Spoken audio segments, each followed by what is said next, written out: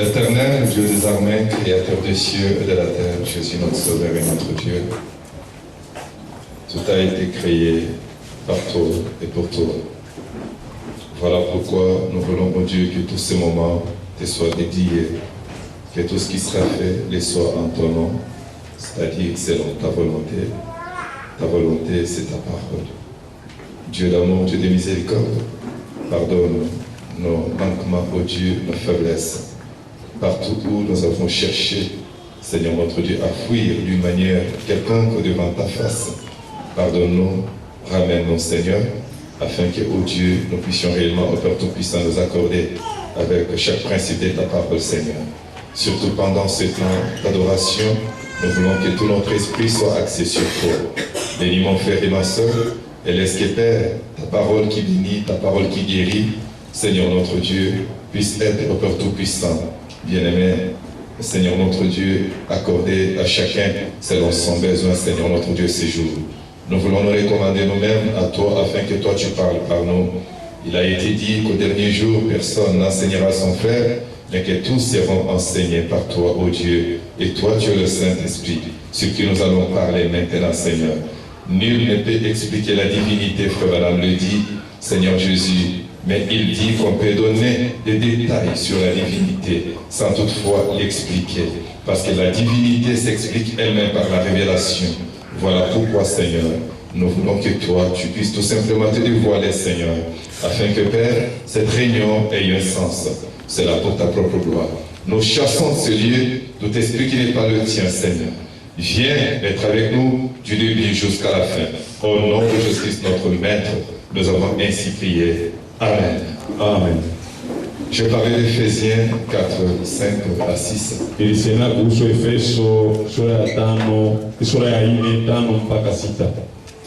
dans le nom du Seigneur Jésus-Christ. Il y a un seul Seigneur. Une seule foi. Un seul baptême. Un seul Dieu et Père de tous. Mungu moja naye ndiye baba wa wote, qui est au-dessus de tous, aliye juu ya yote, et parmi tous, na katika yote, et en tous, na ndani ya wote. Mais à chacun de nous, la grâce a été donnée selon la mesure du don de Christ. Lakini kila mmoja wetu alipokea neema kwa kadiri ya kipimo ya Kristo. C'est pourquoi il est écrit. Ndio kwa maana imeandikwa, étant monté en haut, hivi alipanda juu, il a amené des captifs. Alibeba wafungwa et il a fait des dons aux hommes. Na alifanya mazawadi kwa binadamu. Merci pour vos assoirs. Asante naweza kukaa. Est-ce que tu peux saluer ton frère? Est-ce que tu peux saluer ta soeur? Unaweza kusalimia ndugu yako, dada yako. Devons nous souhaiter la bienvenue dans la maison du Seigneur. Takie kuja njema nyumbani mwa Bwana. Il est merveilleux notre roi. Ni wadamani mfalme wetu. Nous l'aimons. Tunampenda parce qu'il nous a aimé le premier. Ndiye alitupenda wa kwanza. Et si nous l'aimons, kama tunampenda basi nous aimons sa femme. Tunapenda jamaa yake. Si nous l'aimons, tukapompenda, nous aimons sa maison. Tunapenda na nyumba zake. Frère, que vous aimez sa maison, tuonesha ce matin. Ya kusema mnapenda nyumba yake moja hapa asubuhi ya leo. Nous sommes en train de parler sur la divinité. Et comme je vous l'ai dit l'autre fois que la divinité a plusieurs aspects, plusieurs angles.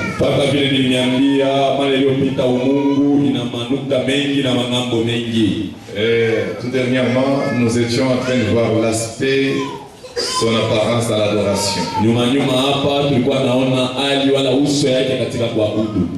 Et là, ceci nous a conduit maintenant, comme ça avait été plusieurs fois promis.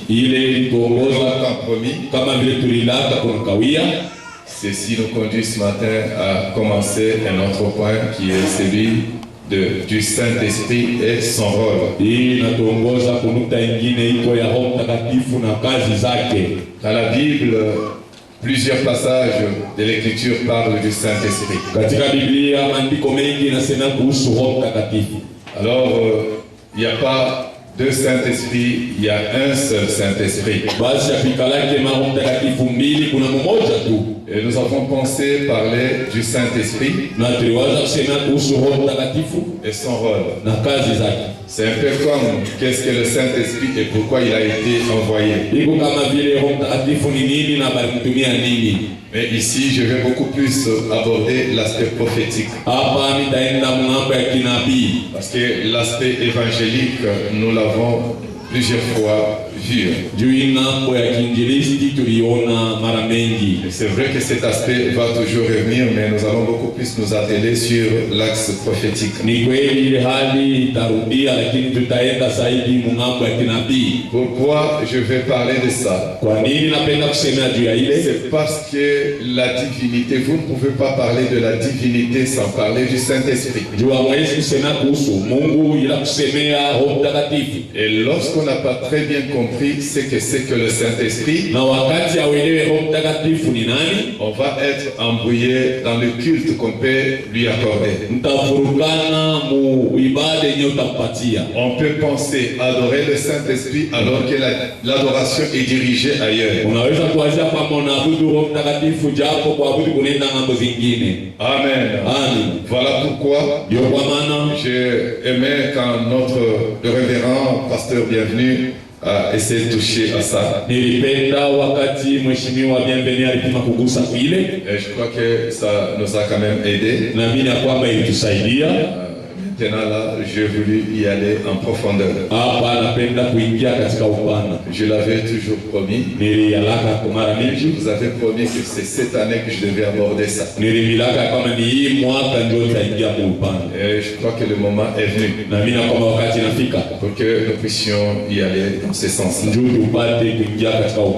Et voilà, je remercie le Seigneur parce que vu le nombre de questions que j'ai reçues par rapport à la leçon qu'on a finie,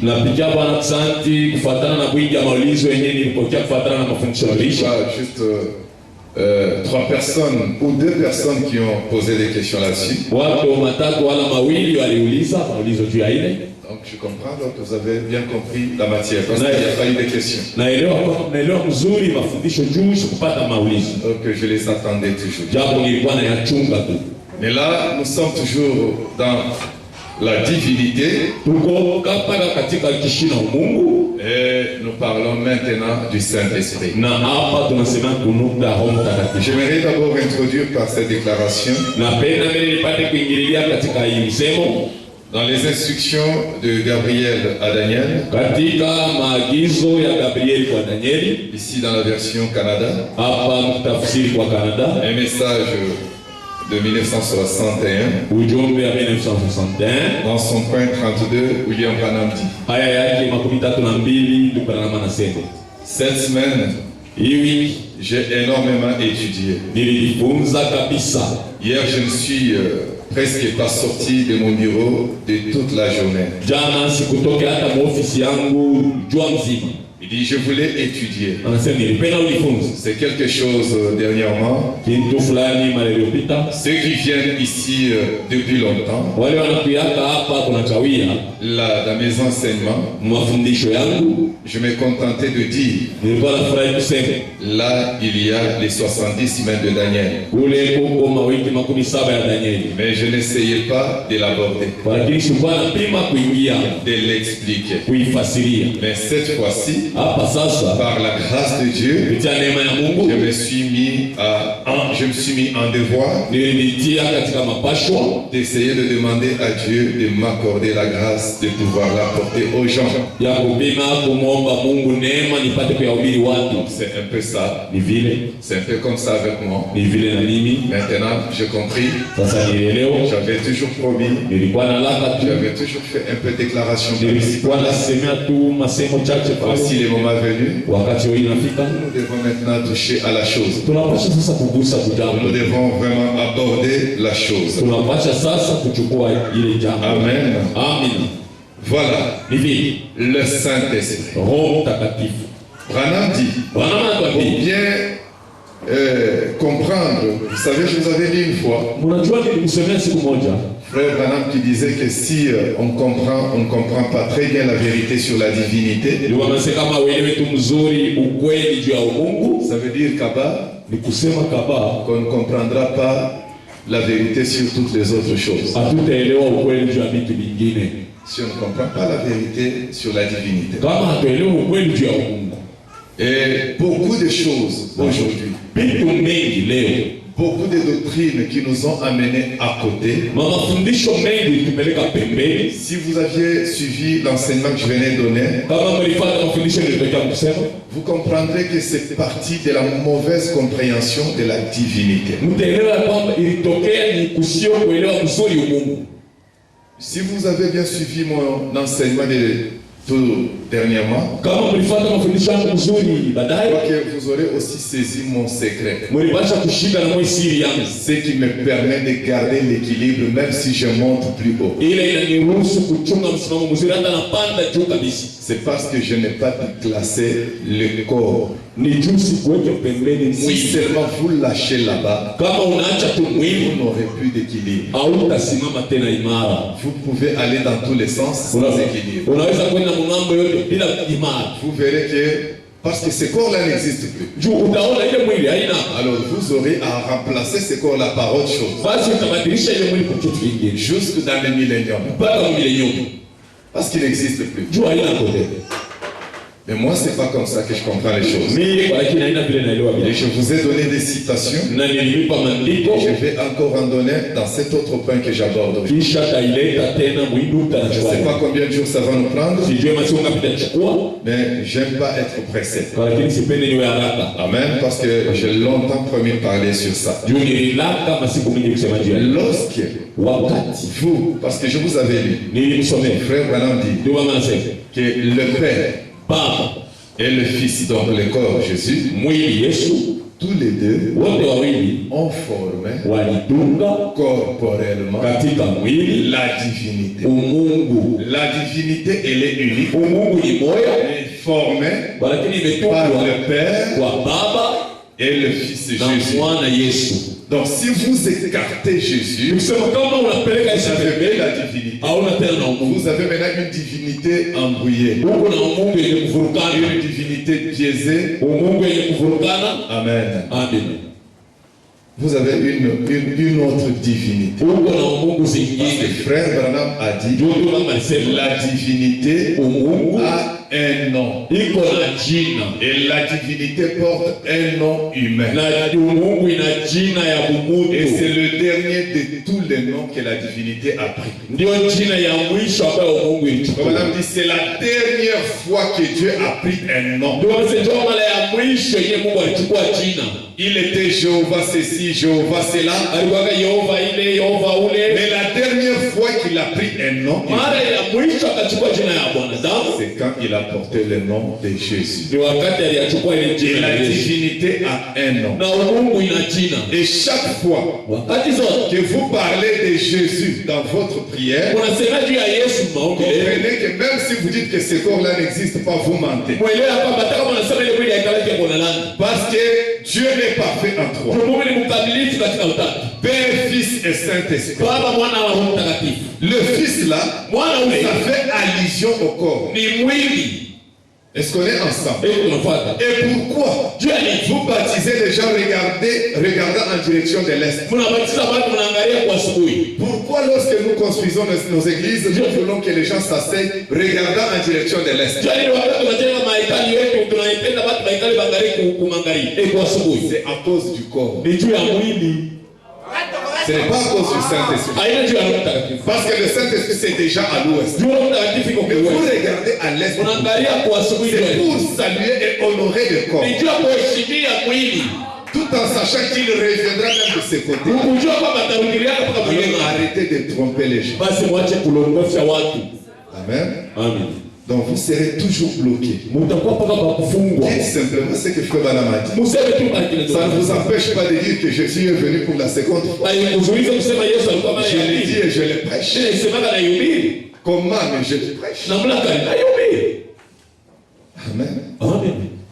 Alors, voilà. Écoutez, Aujourd'hui, j'aimerais un peu poser la base, Leo napenda nitie msingi, exposer des âges, taandika kwa vizazi, âge de Smyrne. kizazi ya Smirna. Et Branham nous dit à la page 147, Branham anatuambia kwa aya yake 117 au point 3, aya yake ya 3 il dit ceci. anasema hivi: Ce que nous venons d'exposer serait beaucoup plus facile à comprendre pour tout le monde si tous croyaient à la doctrine de l'unité de la divinité. hii tunatokea kufundisha itakuwa kepesi kwa watu wote kama wote wanaelewa mafundisho ya Mungu. Amen. Amen. Donc, pour comprendre Kwa kuelewa certaines choses à la parole, vitu vingine katika comme neno, ce que Frère Branham venait d'expliquer ou d'enseigner, kama vile mama anatokea ça kukufasiria, sera beaucoup plus facile itakuwa vizuri à comprendre kuelewa si tous kama wote croyaient wanaamini à la doctrine kwa mafundisho de l'unité ya de umoja la divinité. ya Mungu. Alors là, ça vous permet, c'est la porte d'entrée Pale itakuruhusu ni mlango dans wa les choses de Dieu, vitu vya Mungu, la doctrine de l'unité de la divinité. mafundisho ya umoja ya Mungu. En effet, Kwa hiyo il n'y a pas trois personnes dans cette divinité, akalage watu watatu katika hiyo Mungu, mais une seule. mmoja kwa lakini. Ainsi, Kwa hiyo nous ne sommes pas nés de nouveau par l'esprit de vie de Jésus qui entre. hatuzalikwe mara ya pili kupitia roho ya uzima ya Yesu inaingia. Après quoi, Kisha le Saint-Esprit entrerait pour nous donner la puissance. Roho Mtakatifu ataingia kwa kutupa uwezo. Donc l'esprit de vie de Jésus entre et puis après le baptême du Saint-Esprit vous donne la puissance. Roho ya uzima ya uzima inaingia ya Yesu, kisha Roho Mtakatifu inaingia na Si kutupa uwezo. c'était vrai, Kama vilikuwa kweli, pourquoi déshonorons-nous le Père en ne lui donnant pas de part à notre salut complet? juu ya nini tunamkushia heshima Baba msipo kumupa useme? Ici exposé, j'utilise du Shekinah. Hapa mimi natumia ni shekeli. Alors il dit, Anasema si c'était vrai, je réponds, kama ilikuwa kweli, na pourquoi déshonorons-nous le Père juu ya nini tunamkushia Baba heshima en ne lui donnant pas de part à notre salut complet? mkusipo kumupa fasi mwokovu yetu mudele? Parce que vous séparez Juu unatenganisha le Père du Saint-Esprit. Baba na Roho Mtakatifu, Vous séparez unatenganisha le Saint-Esprit du Père. Roho Mtakatifu na Baba.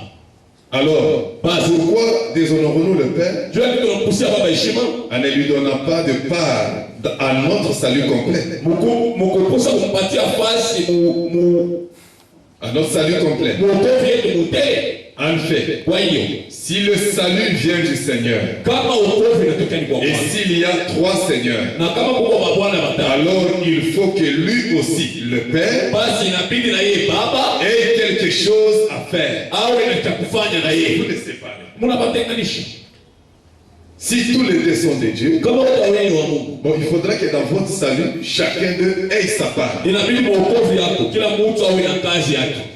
Et il dit, Anasema mais on voit bien que Jésus a dit très clairement que c'est lui et lui seul qui est Dieu. tunaona mzuri kama Yesu alisema wazi wazi kama ni yeye na yeye pekee ndio Mungu, Et que c'est lui et lui seul qui entre dans le croyant. na ni yeye na yeye pekee ndio anaingia katika mwaminifu. Qui ça? Nani huyo? Jésus. Yesu. Comprendrez quand j'en arriverai à la partie esprit de vérité. Mtaelewa wakati tutafika kipande roho ya ukweli. Ici, je ne suis qu'à l'introduction. Hapa niko mkiingilio. Il dit, Anasema Jean 14,16. Yohana 14:16.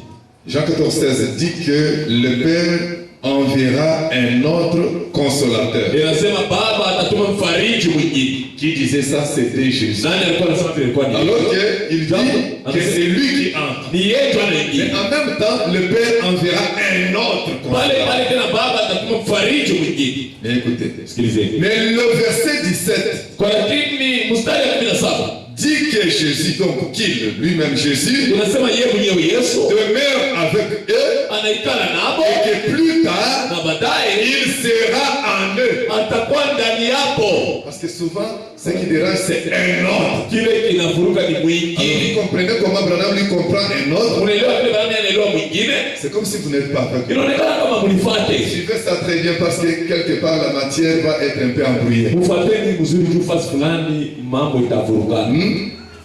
Un autre consolateur. Donc Jésus étant un consolateur, a promis un autre consolateur. N'est-ce pas? Et déjà, en prenant pour nous qui avons appris le petit français, on comprend que ça ne sera pas Jésus. C'est un autre. Mais écoutez, Branham lui ne comprend pas. Un autre lui ne l'entend pas. Écoutez ça. Je reprends. Il faut que je reprenne ça. En effet, si le salut vient du Seigneur, et il y a trois seigneurs, alors il faut que lui aussi, le Père donc, ait quelque chose à faire dans votre salut. Qu'il soit un apport dans votre salut. Mais on voit bien que Jésus a dit très clairement que c'est lui Jésus, et lui seul qui est Dieu, et que c'est lui et lui seul qui entre dans le croyant. Oh, qui devait entrer dans le croyant? C'est un autre consolateur. Est-ce qu'on est ensemble? Mais c'est un autre consolateur là. C'est toujours Jésus, lui et lui seul. Mais pourquoi un autre? Parce qu'il ne viendra pas entrer en vous en tant que corps. Il faut qu'il monte. C'est pourquoi il dit il vous est avantageux que je m'en aille. C'est-à-dire pour redevenir la colonne de feu. Avec cette position-là, cette forme-là originelle du Saint-Esprit. Sa forme originelle, sa forme spirituelle. Et là maintenant il revient en vous. C'est ça un autre consolateur. Mais c'est toujours la même personne, mais pas dans le même état. C'est pourquoi on parle d'un autre. Il y a nos amis qui comprennent qu'un autre, ça veut dire un autre individu.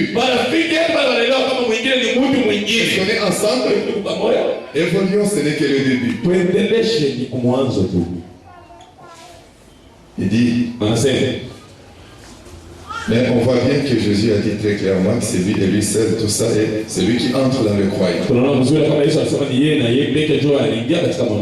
donne de référence. Jean 14, 16. Dit que le Père enverra un autre consolateur. Là, c'est le verset 16e. Mais le verset 17 précise. Le verset 17 dit qu'il, Jésus donc, demeure avec eux. Ça veut dire cet autre consolateur-là, que le Père devait envoyer, demeurait déjà avec eux. Est-ce qu'on est ensemble? Le Père enverra un autre consolateur, mais lequel demeurait déjà avec eux. Mais sous cette forme-là corporelle, de chair, il ne pouvait pas lui permettre d'entrer dans leur cœur. Est-ce qu'on est ensemble? Ce verset 17 dit qu'il demeure avec eux et que plus tard, il sera en eux le même. Au verset 18, il dit qu'ils viendront à lui. Écoutez maintenant. C'est donc, Branham conclut. C'est donc le Père, le Fils et le Saint-Esprit qui viennent en même temps. Un autre consolateur là, c'est qui alors? C'est le Père. Bougez-moi ce frère-là. Mon ami, il ne faut pas me faire ça. Écoutez ça. C'est donc le Père, le Fils et le Saint-Esprit qui viennent en même temps entrer dans le croyant. pas encore touché vraiment l'aspect prophétique, mais c'est la base, parce que c'est déjà le Saint-Esprit. On commence avec le Saint-Esprit à la racine. Amen. C'est donc le Père, le Fils et le Saint-Esprit. Voilà pourquoi Branham disait toujours, Jésus était à la fois Père, Fils et Saint-Esprit. À la fois. Pas Yemoy. À la fois. Bon, je ne sais pas si ça s'est traduit très bien. Bon, dis, voilà. C'est-à-dire, au même moment que vous le voyez là, qui sait qu'il est là, pas après un moment il devient le Père. Quand vous le voyez, donc, ce qui m'a vu a vu le Père. Donc il est le Père, qui m'a vu a vu le Saint-Esprit, qui m'a vu a vu le Fils, qui m'a vu a vu le Père, qui m'a vu a vu le Saint-Esprit. Parce qu'il était à la fois. Est-ce que vous comprenez ça? Évoluons. Et maintenant, c'est donc les trois qui viennent au même moment. Combien sont baptisés du Saint-Esprit? Ah, vous avez maintenant honte. Et les hommes lèvent la main comme ça, les femmes vont voir. Je vais venir me dire à côté parce que j'ai que ta femme voit ici réellement tu l'as. Combien sont baptisés du Saint-Esprit? Mettez-vous debout. C'est regarder. Donc vous autres là, vous faites quoi ici? Hein? Vous autres là. À vous chercher. Que Dieu vous bénisse. Maintenant, combien de sœurs sont baptisées du Saint-Esprit? Mettez-vous debout. Mettez-vous. Frère, regardez. Je sais qu'aujourd'hui, quand ils vont rentrer, mais pas les vous aussi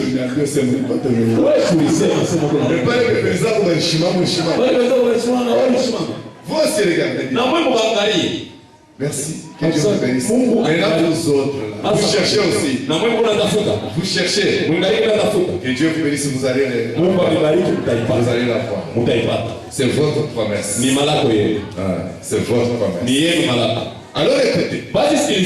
Quand vous avez reçu ce que vous appelez baptême du Saint-Esprit, c'est ça le Père, c'est ça le Fils, c'est ça le Saint-Esprit. Mais c'est ça, c'est les trois qui viennent dans le croyant. Mais pourquoi il faut toujours parler du Père? Autant parler d'une seule seulement. Ça sert à quoi? Au Père, au Fils, Saint-Esprit. Si les trois, Jésus l'est. Pourquoi? C'est là que vous allez comprendre quand on va toucher aux dispensations. Amen. Mais avançons d'abord. C'est donc le Père, le Fils et le Saint-Esprit qui viennent en même temps. Écoutez, car c'est une seule personne. Vous n'aurez pas une personne du Père là-bas, du Fils ici, et au temps de la fin, vous avez une personne du Saint-Esprit. Là, vous avez mal compris la doctrine de l'unité de la divinité. Et ça ne vous permettra pas de bien comprendre les restes des choses. Car c'est une seule personne qui compose la divinité. Cette venue a eu lieu à la Pentecôte.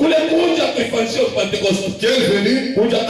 D'un autre consolateur qui devait venir. Cette venue a eu lieu à la Pentecôte. C'est le Saint-Esprit qui est venu. Et Frère Branham dit que ce n'était pas une portion, c'était la plénitude de Dieu, mais qui est entrée en portion dans les individus. C'est là que vous comprendrez la différence avec le temps de la mais c'est toujours le même Saint-Esprit. Est-ce qu'on est ensemble? Il dit, c'est une seule personne. Qui? Christ. Qui? Jésus. Qui compose la divinité. Cette venue a eu lieu à la Pentecôte. Mais écoutez ça. Il n'y a pas de venue de l'Esprit. Dites amen. Il n'y a pas de venue du Saint-Esprit. Il y a un Saint-Esprit qui est venu à la Pentecôte. Au temps du soir, il y a un Saint-Esprit qui vient. Ça n'existe pas. Le Saint-Esprit n'est venu qu'une seule fois. C'est à la Pentecôte.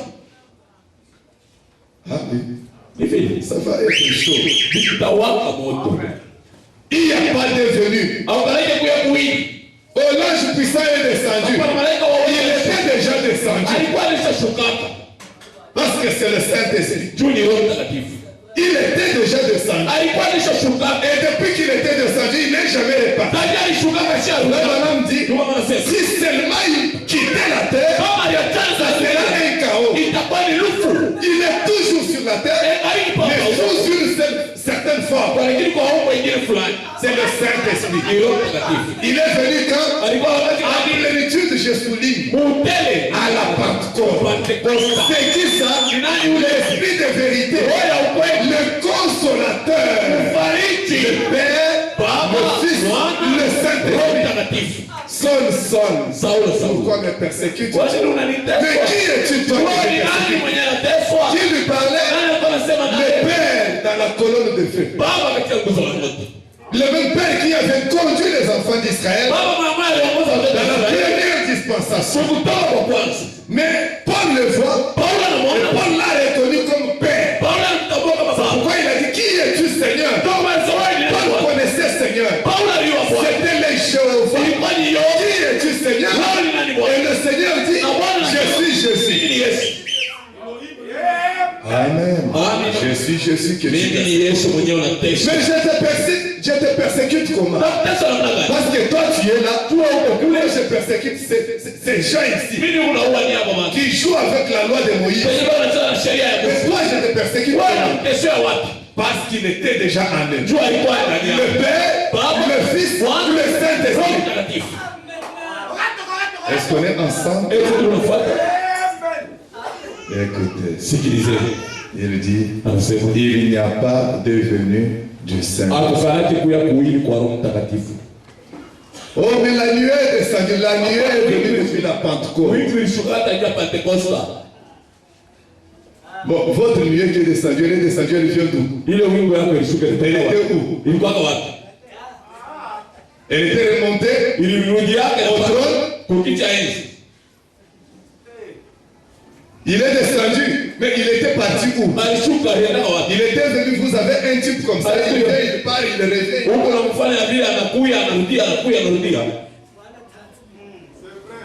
Suivez-moi très bien. Je suis en train d'attirer votre attention. Amen. Écoutez. Il n'y a pas de venue de l'esprit. Il n'y en a qu'une.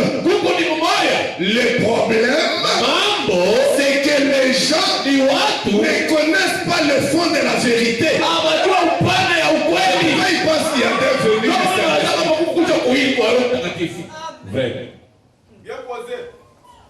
C'est ce que les gens pensent.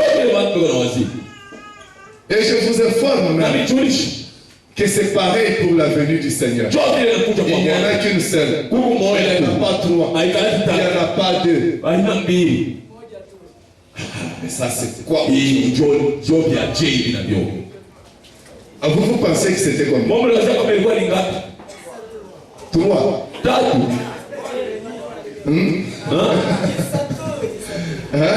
Je suis en train d'attirer votre attention. Je choque un peu votre esprit pour attirer votre attention. Mais Branham lui dit qu'il n'y a qu'une seule gloire. Les trois là, c'est la seule glorieuse. Amen. C'est pareil avec les dispensations. C'est pareil avec Père, Fils et Saint-Esprit. Vous allez comprendre ça. Ça sera un tout petit peu compliqué, mais ce n'est pas compliqué. Amen. Amen. Le problème, c'est que les gens ne connaissent pas le fond de la vérité. Et nous parlons pour essayer de connaître le fond de la vérité. Que de dire les choses de l'extérieur. Nous entrons dans le fond. Parce que dans le fond, on comprend qu'il n'y a pas de venue. Dans le fond, on comprend que le Saint-Esprit, depuis qu'il est entré en Jésus, il ne l'a jamais quitté. Quel est ce Saint-Esprit qui entre dans le croyant? Quel est ce Saint-Esprit qui vient au dernier jour? Alors que le Saint-Esprit, depuis qu'il est entré en Jésus, il est resté là et pour toujours. Il ne le quittera jamais. Le fond de la vérité. Amen. La dispensation. Quand vous revenez, nous revenons un peu au passage de l'Écriture. Je ne parlerai pas tellement sur les 3 dispensations. Ça va me prendre beaucoup de temps inutilement. Et je vais me focaliser sur la 3e. Amen. Mais tout en retraçant un peu toutes les 3. Ephésiens 4, 5 à 8. Il y a un seul Seigneur. Une seule foi. Un seul baptême. Un seul Dieu. Et Père de tous. Qui est au-dessus de tous. Et parmi tous. Et en tous. Le même Père là, au-dessus de tous, c'est la colonne de feu dans la première dispensation. En fait, cette notion de dispensation est large. Les dispensations, il y en a plusieurs, il n'y en a pas 2, 3, 4, il y en a plusieurs. Mais elles se regroupent selon les événements. Vous comprenez? On appelle les 7 âges, il dit les 7 dispensations. Vous verrez quand il parle de dispensation, il appelle beaucoup de choses dispensation. Ça veut dire quoi? Des périodes. Mais ces périodes-là étant caractérisées par un certain type d'événement. C'est là fait que les dispensations sont regroupées par rapport aux événements. Est-ce que vous comprenez? Lorsqu'on parle des âges, ce sont des événements et des caractéristiques. Cela fait cette dispensation. Lorsqu'on parle des testaments, ce sont aussi des dispensations. Lorsqu'on parle de la justification, parce que quand vous prenez aussi les âges eux-mêmes, ils sont répartis en 3. Justification, sanctification, baptême du Saint-Esprit. Vraiment appelle encore ça les 3 dispensations. Est-ce que vous comprenez ça? On parle de la dispensation de l'organisation des églises. Amen. Et vous allez voir que après le baptême du Saint-Esprit, ou dans la dispensation du Saint-Esprit, il y a aussi 2 niveaux. Mais pourtant, c'est la dispensation du Saint-Esprit. Les 2 niveaux, c'est quoi? Ça sera la partie baptême du Saint-Esprit et la partie lettre même du Saint-Esprit. Tout ça, c'est dans la dispensation du Saint-Esprit. Je ne sais pas si vous êtes avec moi. La dispensation du Saint-Esprit, le consolateur, l'esprit de vérité, il vient entrer dans le croyant. C'est ce que nous voyons ici. Le seul, le même, mais en tous. C'est dans la dispensation du Saint-Esprit. Mais on parlera aussi de parmi tous. C'est toujours le Saint-Esprit. C'est là que ça va fâcher. C'est là que ça va être compliqué. Et nous allons y arriver. Mais commençons par ça. Ici, un seul Dieu, Père de tous. C'est la colonne de feu. L'ange de l'alliance. au-dessus de tous. yule ya bote C'est le grand Jéhovah ni yule Yehova mkubwa qui venait dans le jardin d'Éden mwenye alikuwa anakuja kwa bustani ya communier Edeni, avec sa famille. alikuwa kushiriki na jamaa Il yake. est le Père. Yeye ni baba. Amen. Amen.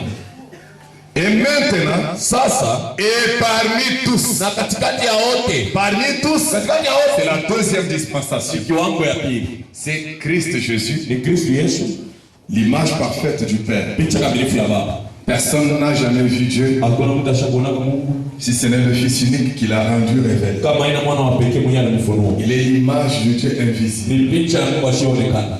Comprenez? Unaelewa? Le frère là, Maurice, tu me vois après qui? Ndugu Maurice utaona Ok. kisha ibada. Ouais. Alors, Basi il dit, anasema là c'est en Jésus maintenant. pale ni ndani ya Yesu sasa. Comme le révérend bienvenu avait essayé quand même de nous le montrer ici. Kama vile mheshimiwa Bienvenue Je alikuwa crois que la matière est encore fraîche dans na mimi na kama mafundisho ingaliki kubicha. Amen. Amen. Alors il dit, Anasema là c'est Jésus parmi tous. katikati ya wote Et na en tous. ndani ya wote, En tous, c'est quoi? ndani ya wote C'est ni ce que je venais de lire, le Père, le Saint-Esprit, le Fils, venant ensemble dans le croyant. wewe nilikuwa nataka kusema baba mwana roho ndani banakuwa pamoja ndani ya mwaminifu. Cela déjà ouvre la porte à la dispensation du Ile Saint-Esprit. inafungula mlango kiwango ya Roho Mtakatifu. Mais à chacun de nous, la grâce a été donnée selon la mesure du don de Christ. Kwa kila mmoja neema ilitolewa kufuatana na neema ya C'est Mungu. pourquoi il est dit, Ndio kwa maana anasema étant monté en haut, qui est monté?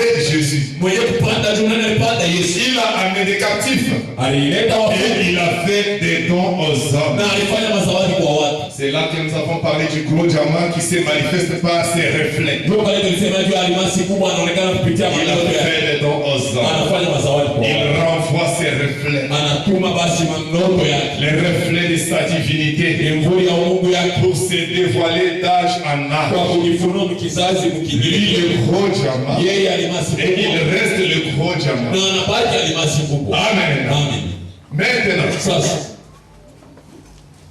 quand Dieu était avec les enfants d'Israël, wakati Mungu alikuwa na watoto wa Israeli, cette colonne de feu là, ila nguzo la moto ile, Frère Branham l'appelle Jésus. ndugu mama anamuita Yesu. Mais elle n'avait pas encore porté le nom de Jésus. Alikuwa ashachukua jina la Yesu. Mais on l'appelle Jésus pourquoi? Wanamuita Yesu juu ya nini? Parce qu'il était la même personne. Juu alikuwa mtu moja moja. Ce qu'il a porté sur la terre, ce n'est que le nom humain. Ila alichukua kwa udongo ni jina la mtu. Et la chair pouvant lui permettre d'être vivant.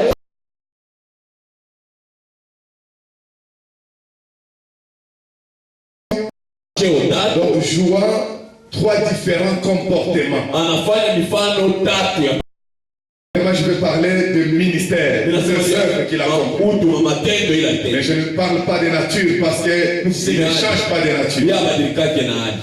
Est-ce qu'on est ensemble? Hivi tuko pamoja. Alors écoutez. Basi sikilizeni. Maintenant, Sasa, nous maintenant, shie sasa. sommes-nous dans quelle dispensation? Tuko mkiwango gani? C'est la question à laquelle on commence à répondre. Niulize na tutaanza kujibu. Parce qu'il y a eu la dispensation du Père, Kulikuwa kiwango ya baba, la dispensation du Fils, c'est-à-dire de Christ, kiwango ya mwana ya Kristo et la dispensation du na Saint-Esprit. kiwango ya Roho Mtakatifu. Nous, comme nous sommes là ce matin, Shie vile tuko hapa asubuhi.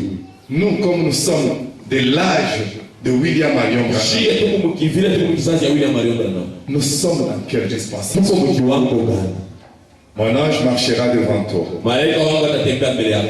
qu'il a prêché en 53 au point 3. Yenye alihubiri 1953 aya yake ya tatu. Écoutez ça. Sikilizeni. Dans tous les âges, Vizazi vyote Dieu a toujours eu quelqu'un avec qui traiter ici sur la terre. Mungu alikalaka paka na mtu mwenyewe anatumika naye hapa duniani. Depuis qu'il a créé la terre, Tangia aliumba udongo, depuis qu'il a commencé, il n'y a jamais eu un temps où il n'était, où il a manqué quelqu'un sur qui mettre la main pour l'envoyer. tangia alianza kashia kusaka mtu mwenyewe anaweza kutilia mkono juu ya kumtuma. C'est ce que nous avons appelé un représentant. Ndio ile Tournez le regard vers Jésus. msimamizi Dans chaque âge. kila kizazi.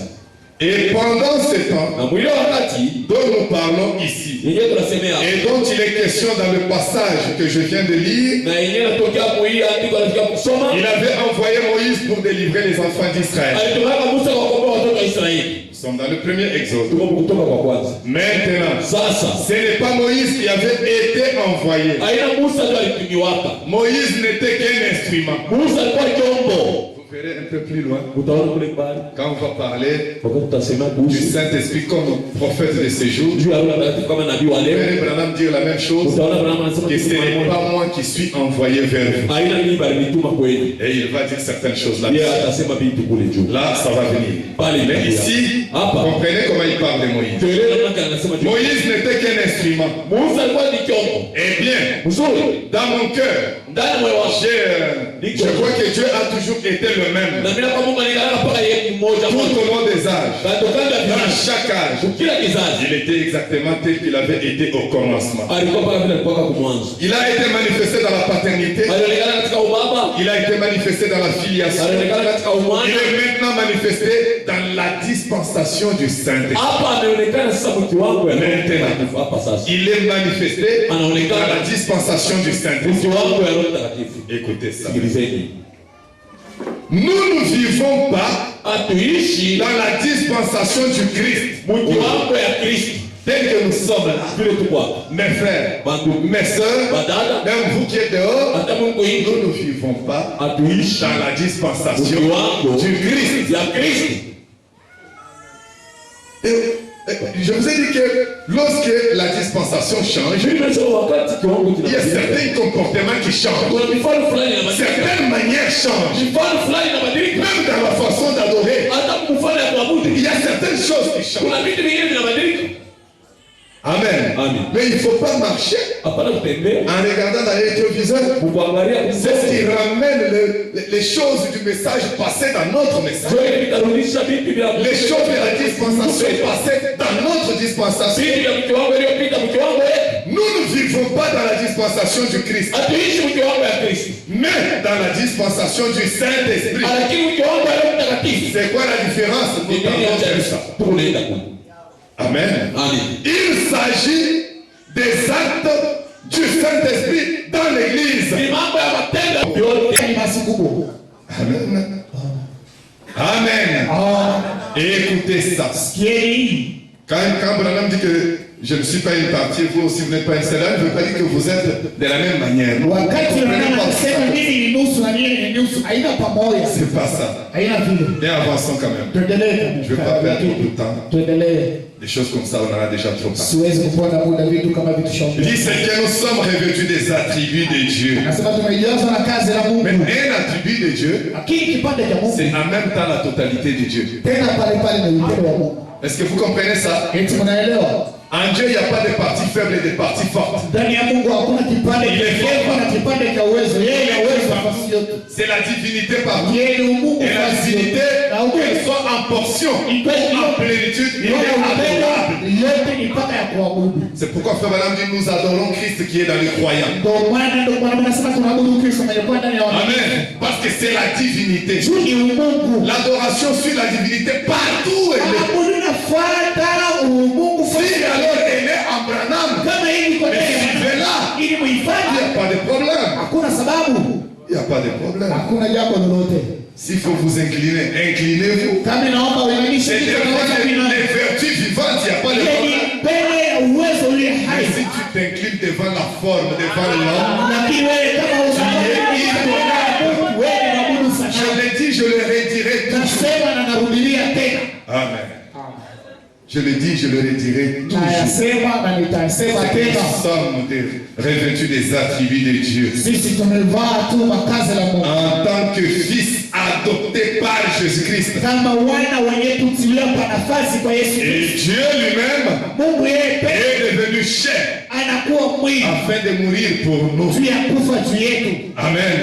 Dieu lui-même Mungu yeye est devenu chair alijifanya afin de mwili venir pour nous. kwamba akufe juu Et yetu. si nous avons retenu Hapa tunashika que le Père lui-même kwamba baba yeye est toujours le Saint-Esprit. yeye ndio Roho Mais le Mtakatifu. problème, Lakini ce jambo sont les fonctions. inakuwa ni C'est makazi, le travail. inakuwa ni kazi. qu'il accomplit. ambaye anafanya, Mais c'est toujours le même. lakini ni yule yule. Amen. Amen. Alors nous avons compris Hivi tunaelewa que le Père et le Saint-Esprit, c'est la même personne. ni mtu mmoja, Amen. Et Jésus lui-même, na Yesu c'est la même personne. ni mtu mmoja. Pourquoi le Saint-Esprit a-t-il été donné? Kwa nini Roho Mtakatifu ilipewa? Un message de 59. Ni Mahubiri Au point ya 31. 59 mstari Laissez-moi wa d'abord moja. lire comme ça, c'est la base, elle doit être bien posée. Wache nisome hivi kwani ni misingi. Parce que je crois qu'à un certain moment, il y aura des ondes de turbulence. Juu mimi nadhani hatua fulani Ah, aujourd'hui, ya ne vous en leo. faites pas, c'est pas Sio aujourd'hui. leo, sio leo, usijali. Alors écoutez, Nasikie au point 31, 31. parce que nous parlons du Saint-Esprit, ce qu'il est et son rôle. Tunasemeza kuhusu Roho Mtakatifu kile iko na kazi yake. C'est le but du Saint-Esprit. Ndio kifukuzio cha Roho Mtakatifu. C'est le Père Ni Baba à nouveau. mara mpya. Vous comprenez? Le Saint-Esprit, Roho c'est Mtakatifu le ni Père, Baba mais à nouveau. lakini mara Pourquoi mpya. à nouveau? Kwa nini mara Parce que mpya? dans la dispensation du Père, c'était le Père. Ndio kiwango cha Baba Et ilikuwa dans ni la Baba. dispensation du Saint-Esprit, Kiwango cha Roho Mtakatifu il est toujours le Père à nouveau. ni mpaka Baba lakini mara mpya. Amen. Si vous suivez ça très bien, vous allez voir les jours.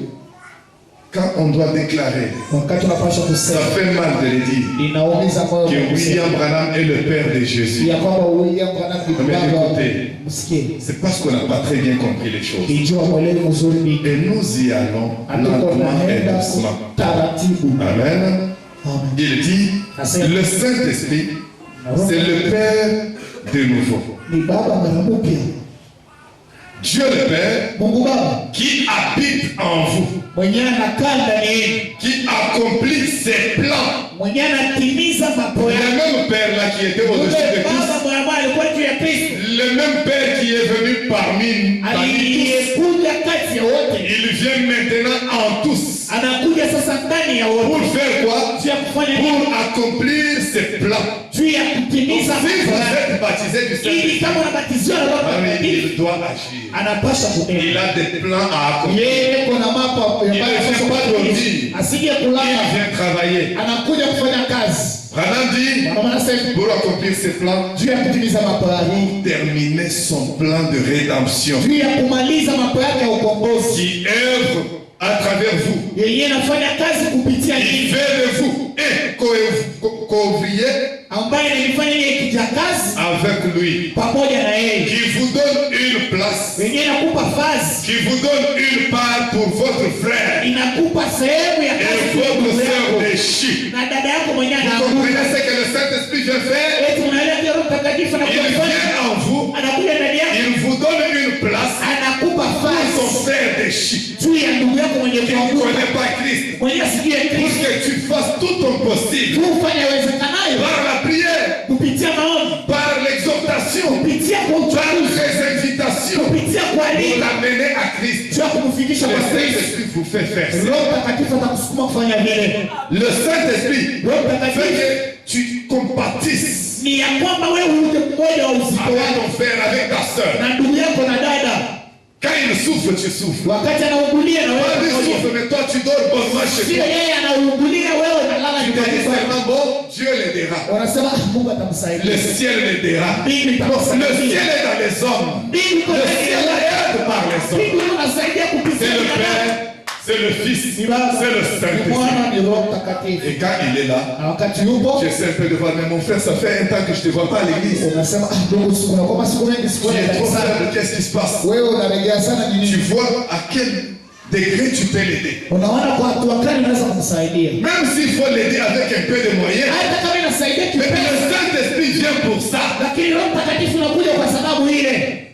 Dieu aide par les hommes. Mungu anasaidia kupitia watu. Dieu ne descendra pas avec l'argent qu'il prend. Il aide par les hommes. Kupatia kupitia watu. Et les hommes là, Na watu wale c'est beaucoup plus les hommes en qui Dieu vit. zaidi watu mwenye ndani mwao Mungu anaishi. Parce qu'ils connaissent la notion de l'amour qui est le Ni kwa Saint-Esprit. sababu wanajua maana ya mapendo ya Roho Mtakatifu. Écoutez, il n'y a pas de foi sans amour. Sikieni, hakuna imani bila mapendo. Oh, je crois, mais tu n'aimes pas. Mimi na mimi lakini haupendi. Comment tu peux aimer Dieu Namna gani unaweza kupenda que tu ne vois pas, mwenye auone mais négliger ton frère qui est à côté de toi? kumuona bure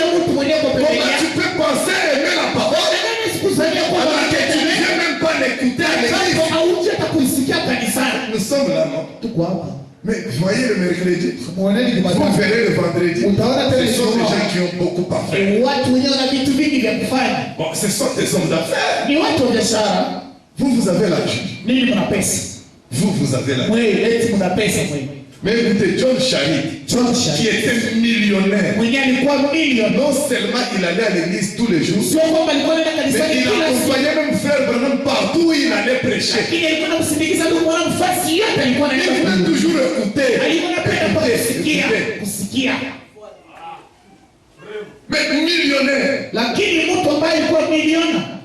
avec 1500 ouvriers, 1500 travailleurs. Il ne leur donnait pas des petits $70 que vous donnez aux travailleurs.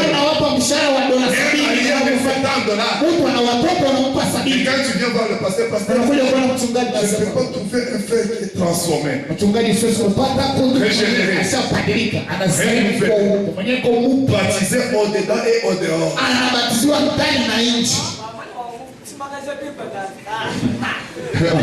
On me disait un homme d'affaires qui est en ville ici. Lui, la manière dont il aime l'argent, même si vous lui donnez Jésus-Christ lui-même comme caissier. Et William Branham, je ne sais pas, comme à la livraison. Un jour, mon Seigneur Jésus, merci.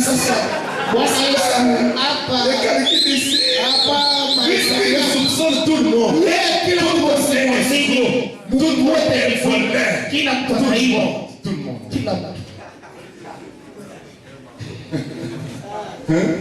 Il peut même juger Jésus, bien que je l'adore, mais les calculs ici.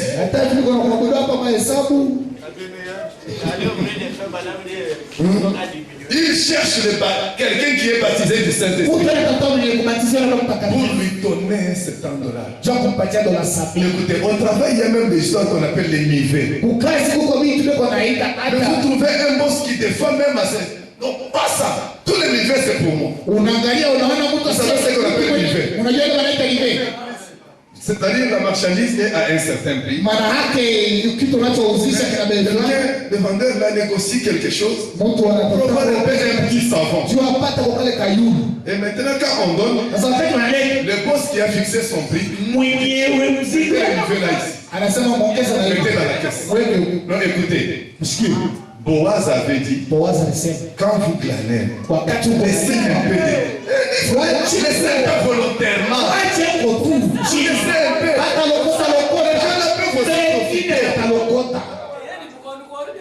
Laissez quand même. Même si c'est un travailleur, volontairement, laissez. Mais toi, tu as mis à 2000 francs. Et lui, fait à 2300. Le boss est là pendant qu'on négocie, il est là. Il fait semblant d'être là. Bon, les 300 là, mets là-bas.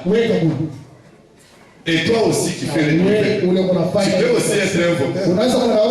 Comment tu es un voleur?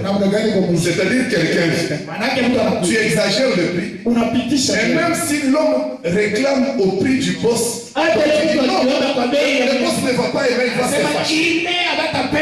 Et l'homme part. Tu ne vends pas. Quand le boss vient, le marché est difficile. Difficile, voleur, escroc. Mais tu ralentis la marchandise. Parce que toi tu restes, quand il n'y a pas tes intérêts, tu ne vends pas. Voleur. Écoutez ça. Le Saint-Esprit vous donne une place pour votre frère, pour votre soeur, pour votre église.